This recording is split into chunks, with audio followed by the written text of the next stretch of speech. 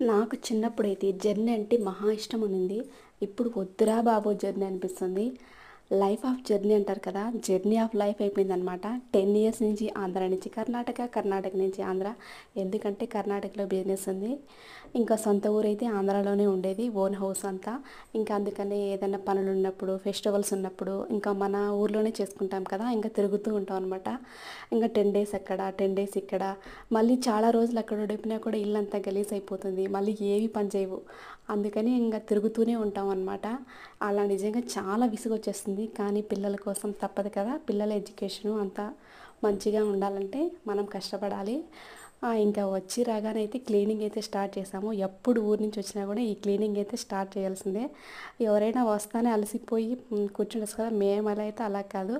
అలా కూర్చొని కూర్చొని బోర్ కొడుతుంది కదా! ఇలా ఎక్సర్సైజ్ లాగా ఉంటదంటాడు మా ఆయన. మీ ఇంట్లో కూడా అంతేనా? Please subscribe.